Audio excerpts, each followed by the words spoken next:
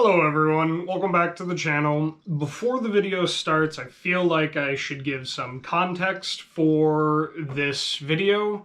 For those of you who don't know, I run a woodworking business, so the whole YouTube thing isn't just some sort of hobby that I do. I legitimately run a business doing custom furniture, the mugs and whatnot. I go to festivals, and I also sell on Etsy the mugs and the goblets and what have you. A while back, a potential client asked if I could do a beer mug for him, but in a wood turning style instead of the segmented strips that I do.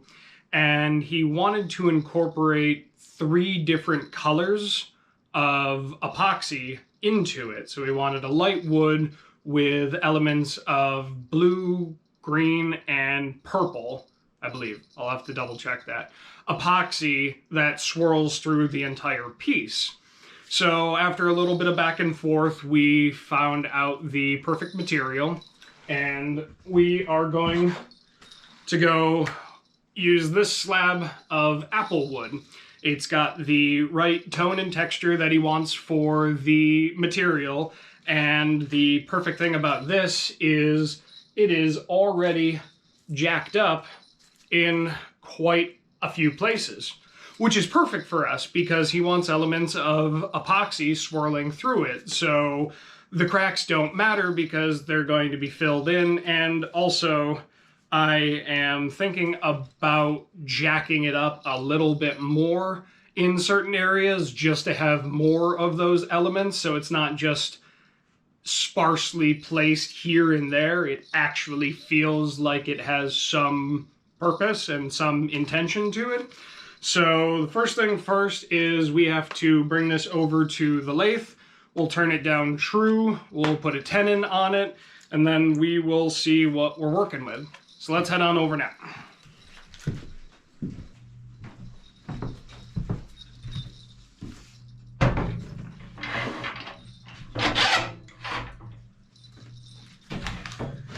Okay, so as a quick refresher for the mugs, we have a mug that is roughly 6 inches tall. It has an outer diameter of roughly 4 inches, and the inner diameter has a rough dimension of 3 1/4, which all of those check out because the walls I like to keep at a 3/8 inch thick. So 3/8 and 3/8, 3/4, 3/4 plus 3 1/4 is 4. And then the handle we'll be doing on the scroll saw like I do with the other ones. And thankfully, a long time ago, I did make an apple wood mug out of the individual segments, and I still have a slab of apple wood left over that we'll use for the handle, and potentially we'll do some epoxy fun in here as well. Might take a little bit longer because the epoxy that I'm using is a deep pour, and it will take about 7 days. I don't have any other epoxy, so this is the epoxy that we're gonna have to go with. So I might just do one side. Who knows? I'll have to think about that in the meantime. Yeah, we'll figure it out.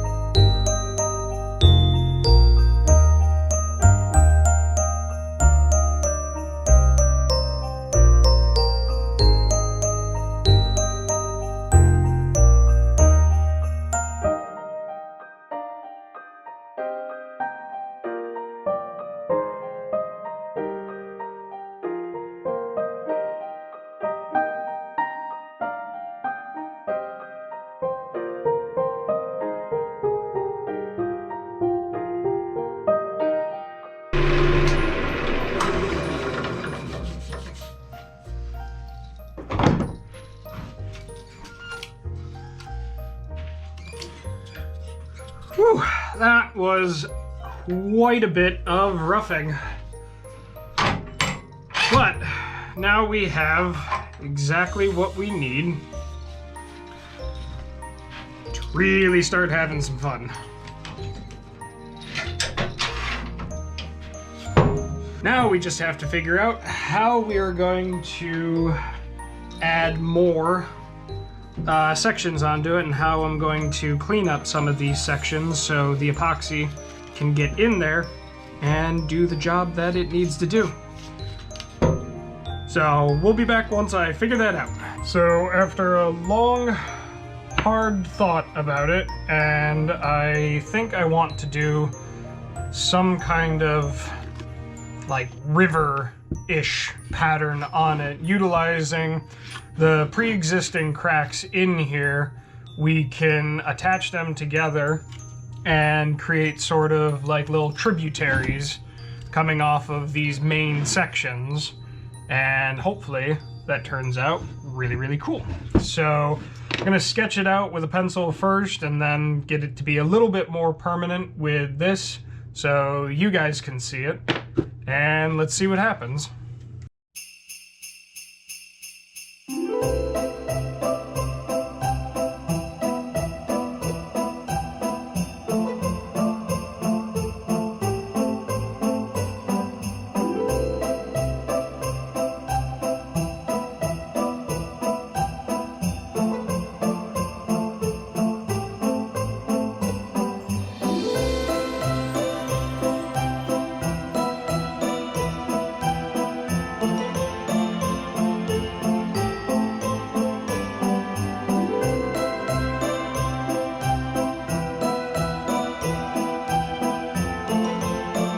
I know it don't look like much right now, but once we start carving this in and then get all of those different colors of epoxy in, I think this is going to turn out to be a gorgeous piece.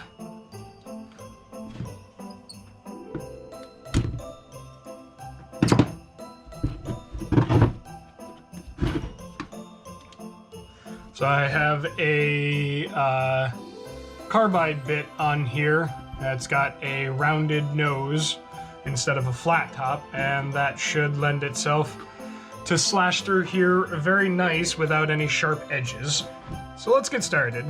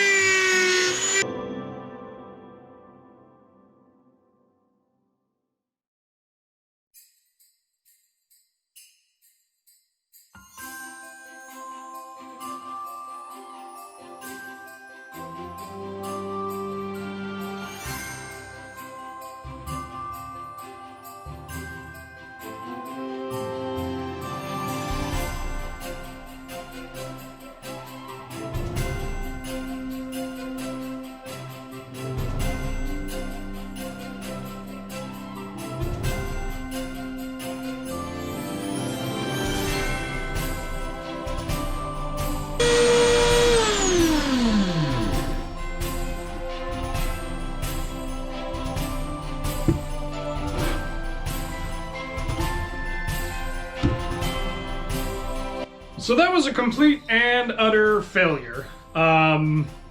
Essentially, as I was carving all of the areas that needed to, there were lots of pieces that just kept flecking off, and that's no good. If I wanted to actually have a true like river system kind of deal on here, pieces breaking off like this are going to make some of these river areas too big, and then it might look too chunky. So this thing, complete and utter failure. But that's fine. It's fine. Doesn't bother me. Doesn't bother me. We're just gonna go back to how I work with the goblets. So after I realized that wasn't going to work, I took log sections that were already cut them on the bandsaw, sliced them up a little bit more, brought them over to the joiner, filed off some areas to make it a little bit easier to work with, stripped off all of the bark so it'll be easier for the epoxy to adhere and have everything work, made a sacrifice,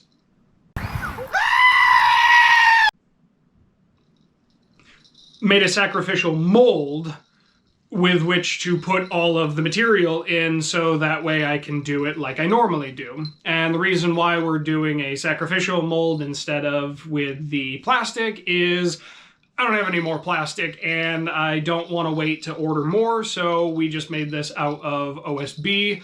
I can keep everything together. I can take it off after, or I can just turn with it. I don't know what I'm going to do just yet, but we'll figure it out. So with all that being said, we're going to get to the point where we chop up the apple, put it into the sacrificial mold, and get everything hunkered down, make sure that there are no spill points or anything like that, and then mix everything up, and hopefully, fingers crossed, everything works from there. So we got a lot of work to do, and we need to get to it, so let's go.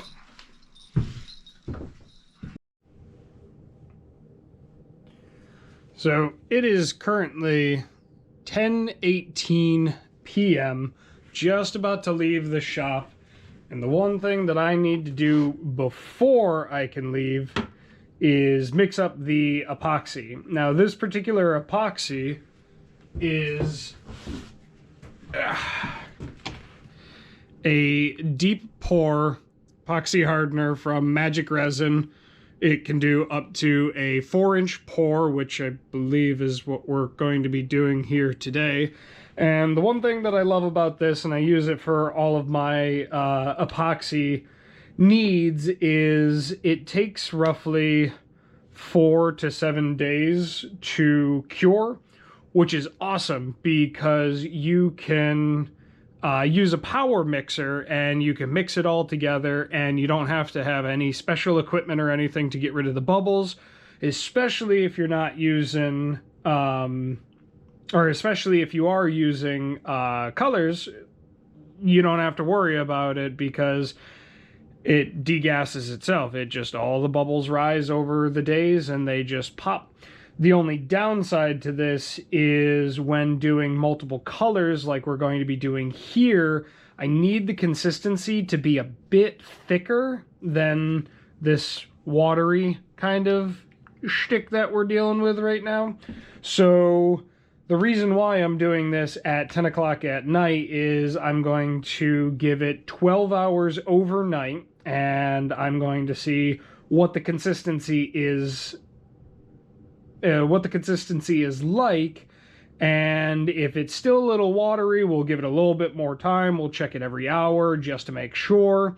And then once it gets to kind of like a just before pancake battery kind of mix, then we can split it up into the individual colors, and then from there we can start to pour them into the mold, and then take a stick and move it up and down, maybe give it some swirl patterns, and that'll allow us to do those without the colors mixing together and forming a new color, which we don't want. We want 3 distinct colors swirling around each other. So that's what we're hoping for. So let's see if we can do it.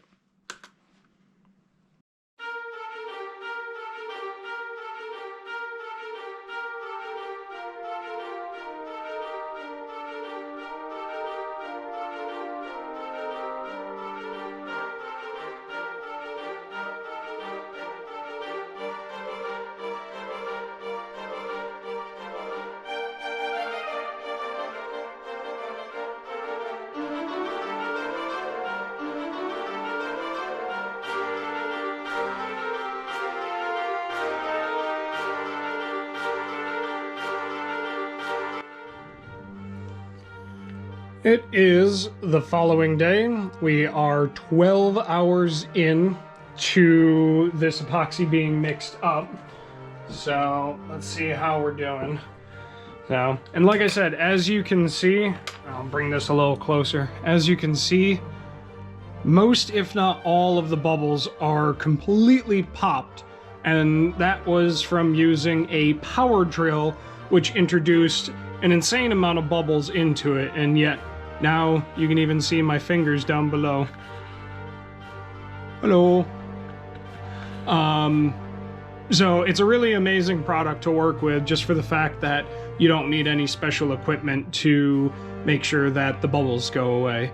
But as you can see, it's still very, very liquidy, just as liquidy as when it was mixed up 12 hours ago. So off camera, I am going to keep checking this every hour, and we will see how many hours it actually takes to get to a little bit thicker of a consistency. Like I said, I'm trying to get to a pancake batter consistency, so that way when I pour it in, it'll still go into all the cracks and crevices and whatnot, but when I take a stick and move it around and do a swirl pattern with the three colors, they don't mix with each other. They just move around and create these really intricate, awesome patterns. At least that's the hope. So I will see you guys once this is at the consistency that I want it.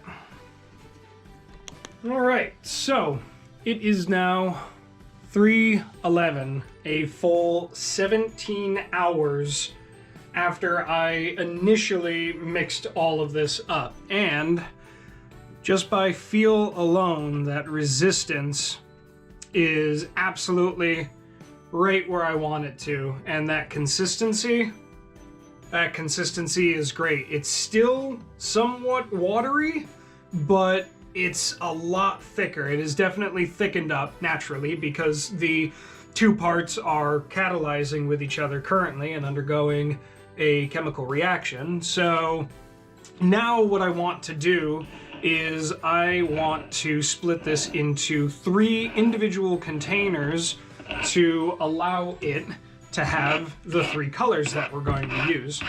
And if you remember, 3 colors we're going to use are blue, green, and purple. So I am using Black Diamond's, there we go, Black Diamond's pigments. There is Emerald Green, there's a Luxe Blue Violet that I'm hoping works out really well. It may not. I might switch to a different blue, who knows. And then there is this Imperial Purple Haze, which I have used in the past, and it's a deep purple, so I'm really looking forward to using this. The thing that I want to do now is we'll set these pigments off to the side. I have to get this into 2 other containers, and the joy about this is there really is no math involved.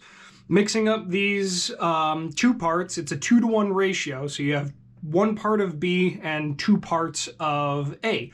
So you've got 3 parts. So if I did 650 for the B, so there is 1300 for A, and since I'm putting them into 3 containers, dividing that total by 3 just gives you the 650. So you don't even have to do any adding or dividing or subtracting or any of that. Whatever you use for B, if you're splitting it into 3 containers, just use that number.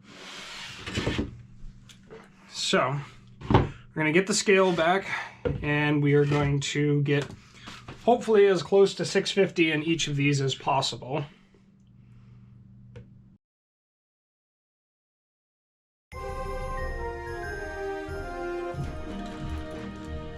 Alright, so I found one of my pigments by Rolio, and it is an azure, so looks like that. And I think that's going to be a nice complement to the other ones.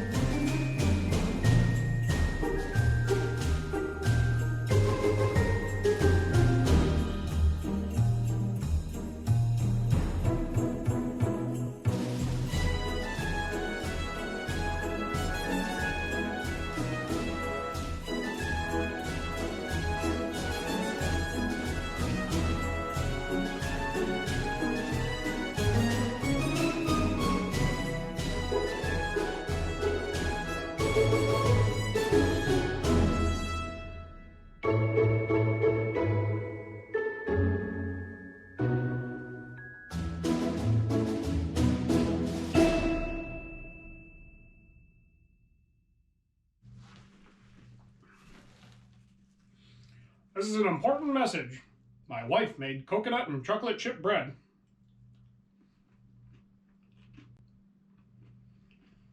Alright, back to your regularly scheduled program. Alright, now that the bread has been sent to the void I call my stomach, I did manage to get all, or most of, the OSB off, and I gotta say, I'm very, very happy with this. So, and it's a little hard to actually see, but on all of these sides we have those trace elements. Got the purple, we got a river of blue, we got the greens over here, we got more purple over here with some hints of blue. So I'm very, very pleased with how this turned out. So what we're going to do now is, I believe I left myself enough room to put a tenon on here. I have to double check. Might put a tenon on just to get as much out of this as possible, but we'll see. I need to do a little bit of calculations and make sure that everything is exactly how I want it to be. I only get one shot at this, so I got to make it count.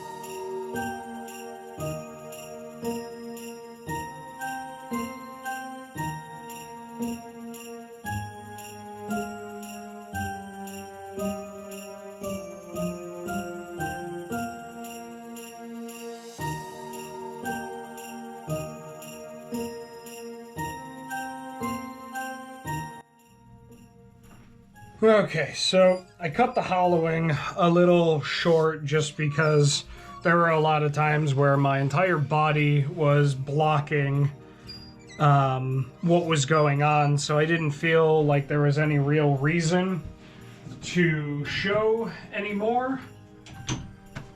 Essentially, I got it as well as I could with the carbides, and just like the outside, I sanded it up all the way to 400 and then put the paste on, let it dry, and then I buffed it out because the inside's going to have an epoxy, and just to be on the safe side, I want to make sure the epoxy has the best hold that it possibly can for this. And for the outside, you'll notice that it is a little scratched up again. Essentially, that slight wobble that I had, I decided to sand as best as I could to get it as true as possible.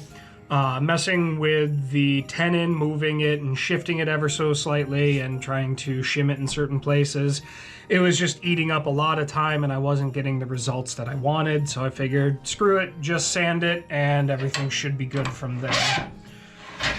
So now the next course of action, I'm almost done with the sanding. I just need to do one or two more and run it with that wax again. But before I do that, I'm going to take a parting tool and just ever so slightly part into here so I can sand all the way down to here without removing this line early, so that way I know exactly where this thing is going to be. And before I do that, I am just going to double check that it's still where it needs to be, so that way I don't make any mistakes whatsoever.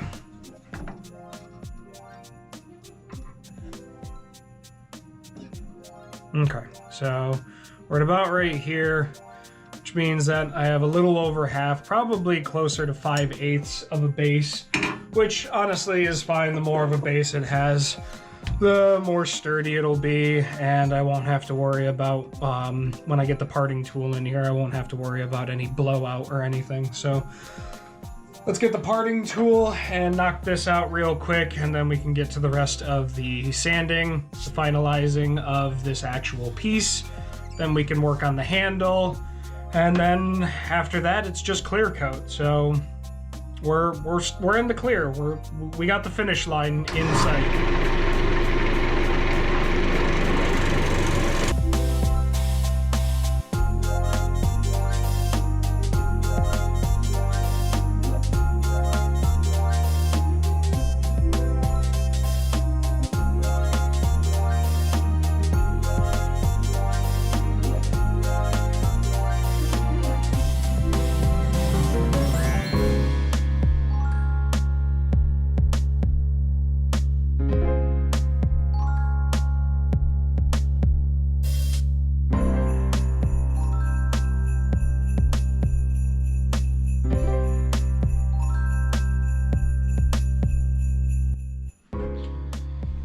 Alright, now on to the last thing that needs to be done, the handle.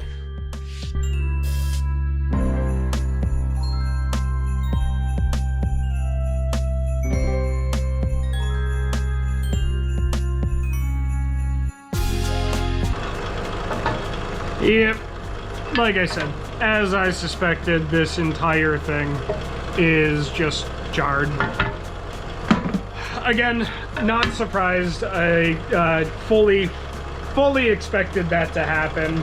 It's apple wood, and this is the best way to actually get the handles cut without a CNC machine, which I do not have a CNC machine. All of this has to be done by hand, so I guess suffer the consequences? I don't know.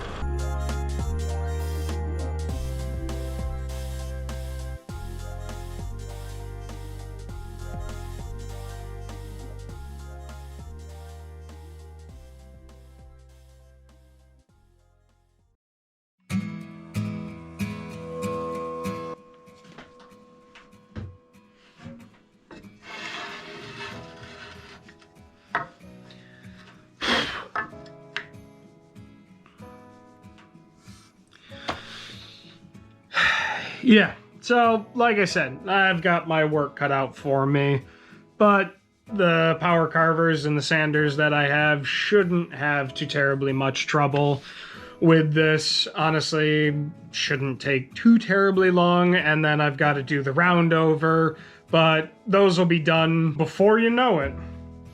Oh, look at that. See? All the burn marks are gone and all the roundovers are all set and sorted. Hey, even came pre-clear coated. Cool. That makes my job a lot easier. Now we can get this thing onto the mug itself, get it attached, and probably let it sit overnight, and then we can get the clear coating done tomorrow.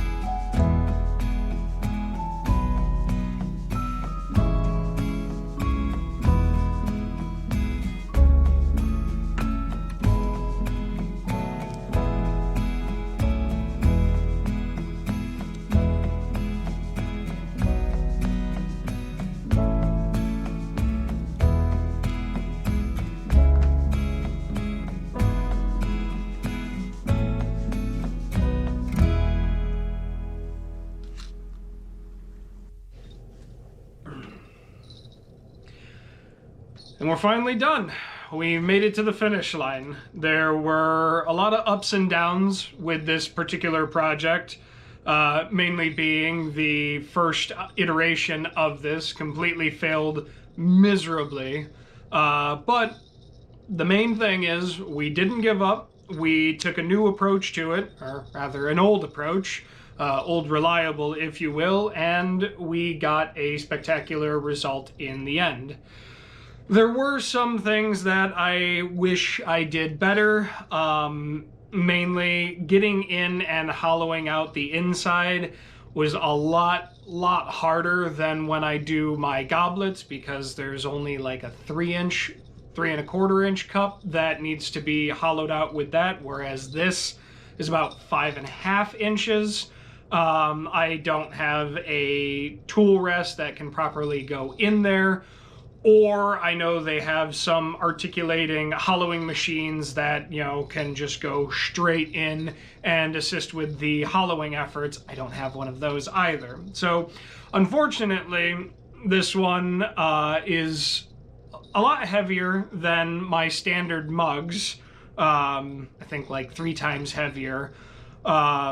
And it doesn't hold nearly as much. The normal ones that I do hold about 20-21 ounces. This holds about 15-16 ounces.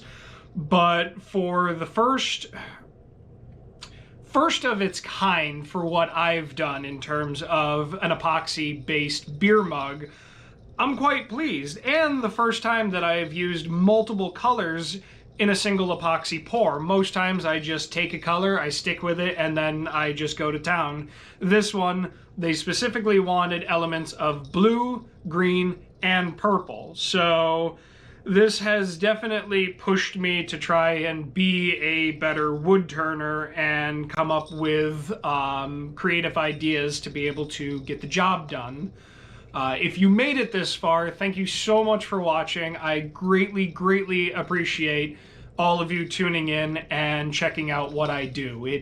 I'm honored. It means the world to me. And, you know, with the year closing out and, you know, we're going into 2024, I cannot wait to get into all of the wonderful ideas that I want to get into. If you enjoyed what you saw, please consider subscribing, give it a like. Let me know what you thought in the comment section down below. I will try and get back to you. Good or bad, I take everything with, you know, a rosy tint. I like to be an optimist in everything. So again, thank you so much for watching. Merry Christmas, Happy Holidays, and we'll see you in the next year. Bye for now.